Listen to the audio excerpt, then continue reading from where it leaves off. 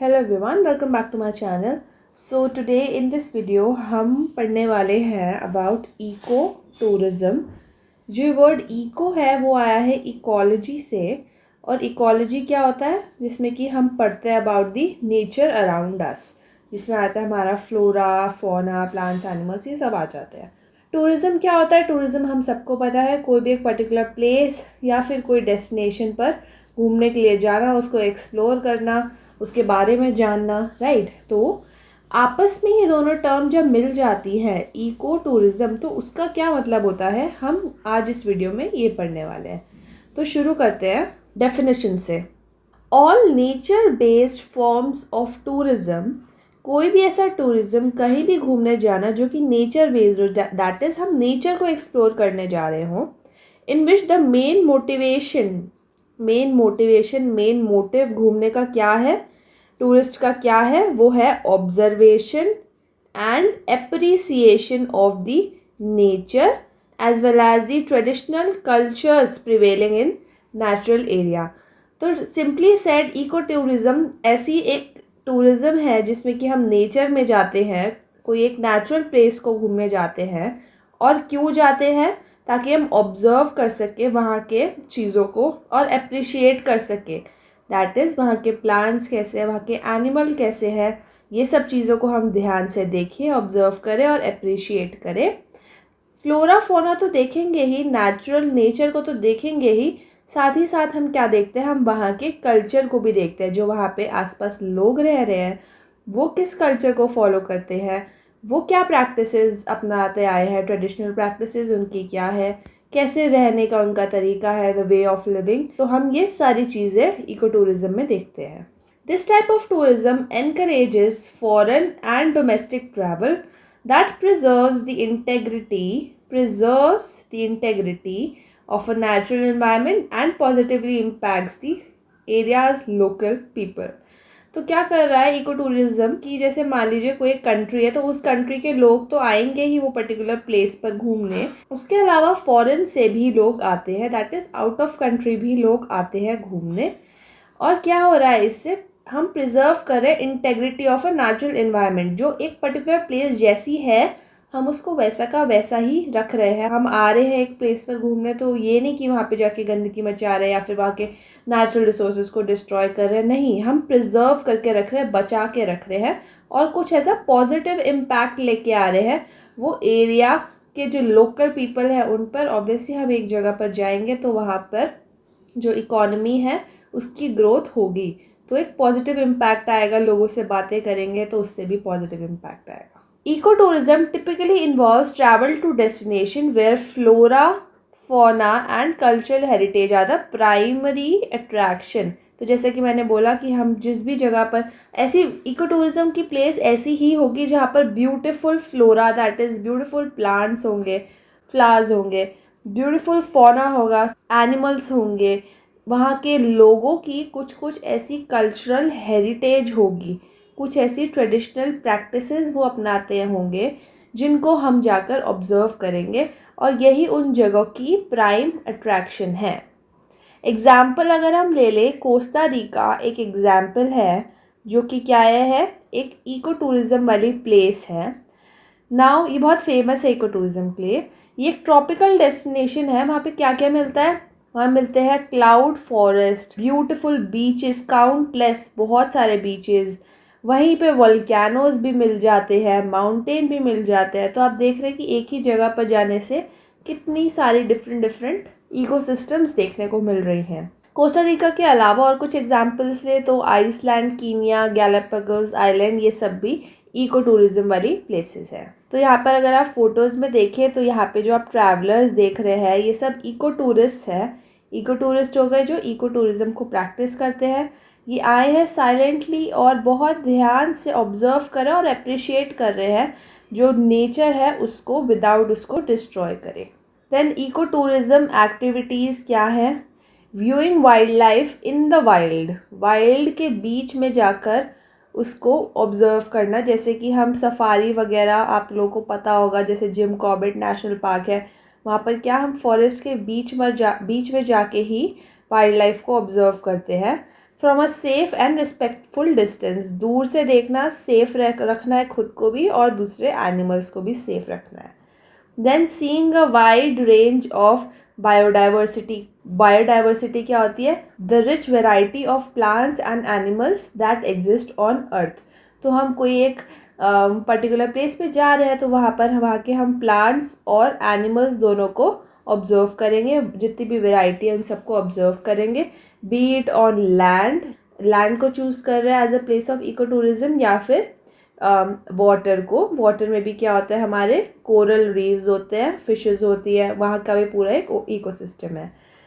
Then learning about local culture and traditional ways of life. तो जहाँ भी आप जा रहे हैं, मे बी आप ऐसी प्लेस में जा रहे हैं, फॉरेस्ट में जा रहे हैं कोई, जहाँ पर आपको ट्राइबल्स देखने को मिल रहे हैं, तो आप ये नोटिस करेंगे कि ट्राइबल्स कैसे रहते हैं, वो कैसे अपना डेली लाइफस्टाइल जीते हैं, कैसे वो एग्रीकल्चर करते हैं, कैसे वो फूड लेने जाते हैं, कैसे खाना बनाते हैं, उनका क्या क्या कल्चरल प्रैक्टिसेस है. ये सारी चीज़ें भी हमारी इको टूरिज्म एक्टिविटी में आएगी. और टूरिंग नेशनल पार्क और protected park, national park, biodiversity, ये सब हमारे इको टूरिज्म स्पॉट्स होते हैं, तो ये भी उसमें ही आ जाएगा. देन अगर हम कैरेक्टरिस्टिक्स की बात करें तो इसकी 3 मेन कैरेक्टरिस्टिक्स होती है. फर्स्ट है नेचर बेस्ड. ऑब्वियसली नाम में ही अगर इको है तो it is all about the nature. Then environmentally educated. ये जो भी इको टूरिस्ट है उनको एनवायरमेंटली एजुकेटेड बनाता है. कैसे? अब आप कोई एक पर्टिकुलर जगह पे जाओगे, उसके बारे में जानोगे, वहाँ कौन कौन सी स्पीशीज़ है, कौन से प्लांट्स हैं, लोग कैसे रह रहे हैं, क्या क्या सस्टेनेबल मेजर्स है. तो उससे हो क्या रहा है, आप एनवायरमेंटली एजुकेटेड हो रहे हैं, आपको इन्फॉर्मेशन मिल रही है, आपको नॉलेज मिल रही है. किसके बारे में? एनवायरमेंट के बारे में. Then sustainability. बहुत इंपॉर्टेंट कैरेक्टरिस्टिक्स इको टूरिज्म की यही है, सस्टेनेबिलिटी. हमको फ्यूचर की नीड्स में ध्यान रखते हुए टूरिज्म करना है.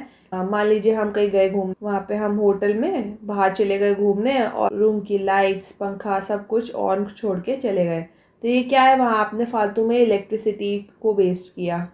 फिर आप बाहर गए, आपने खाया पिया, चिप्स के पैकेट इधर उधर फैला दिए, तो आपने क्या किया, वहाँ पे सॉइल पोल्यूशन किया. तो हमको इको टूरिज्म में ध्यान रखना है कि ये सब छोटी छोटी चीज़ें हम ना करें और सस्टेनेबल रहे, ताकि फ्यूचर में जाकर जो आगे की जनरेशन्स होने वाली है उनको भी वो जगह घूमने का मौका मिले. ऐसा ना हो कि वहाँ सॉइल का इतना पोल्यूशन हो गया कि कोई आ ही नहीं पा रहा, या नेचुरल रिसोर्सेज डिप्लीट हो गए कि इलेक्ट्रिसिटी ही नहीं प्रोड्यूस हो पा रही.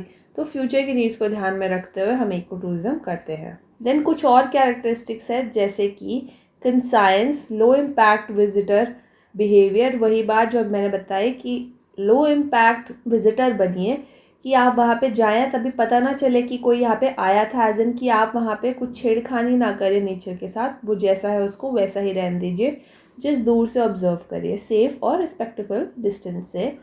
Then sensitivity towards and appreciation of local culture and biodiversity.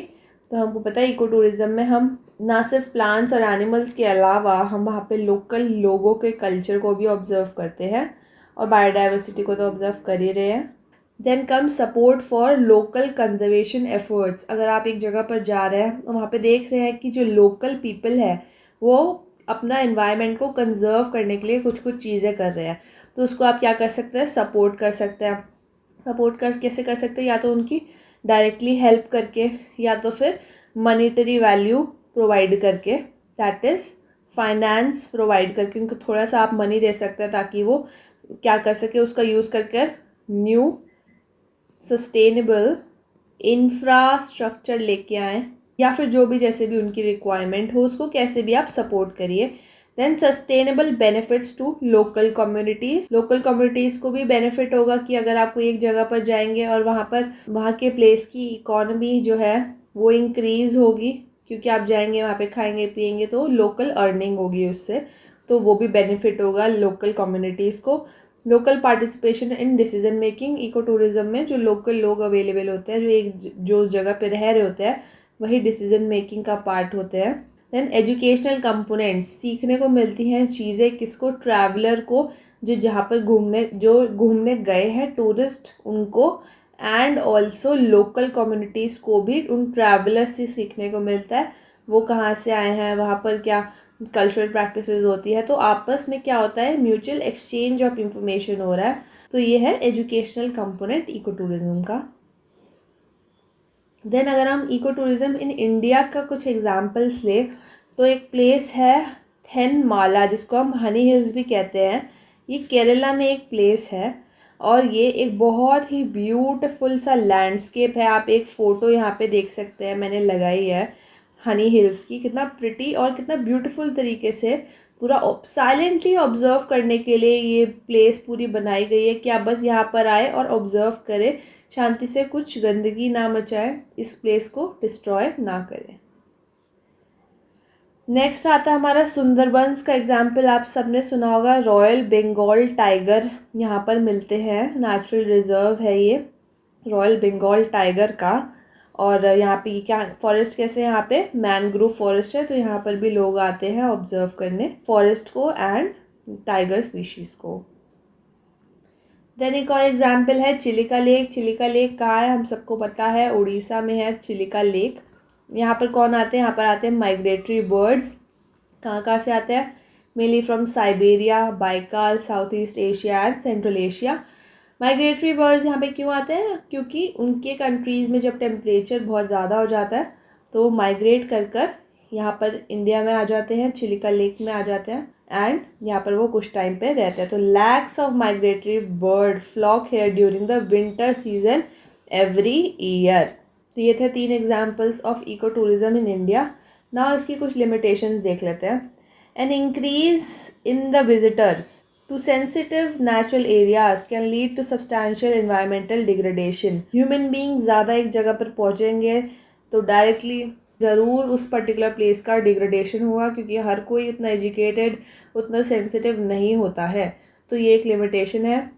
Increased tourism to sensitive natural areas without appropriate planning and management can threaten the integrity of ecosystem and local culture. अगर पहले से कुछ planning ना करे बिना, कुछ भी management के बिना ऐसे ही एक जगह पर आ गए हो तो भी प्रॉब्लम होगी कि वो सिस्टम की इंटेग्रिटी मेंटेन रह पाएगी या नहीं, वो जगह वैसी की वैसी रहेगी या नहीं। तो कोई भी अगर इको टूरिज्म प्लेस पे जाना है तो पहले से सब कुछ प्लान करके जाइए, आप कहाँ कहाँ जाएंगे, वहाँ कैसे रहेंगे, और अपना एक ऐसा माइंडसेट रखिए कि आपको एनवायरनमेंट को किसी भी तरीके से हार्म नहीं करना है।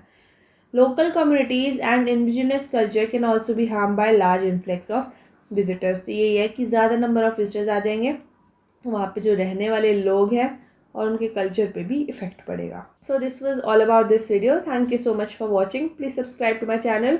अगर वीडियो पसंद आई है तो फ्रेंड्स के साथ भी शेयर कर दीजिएगा। Thank you for watching. Bye bye for now.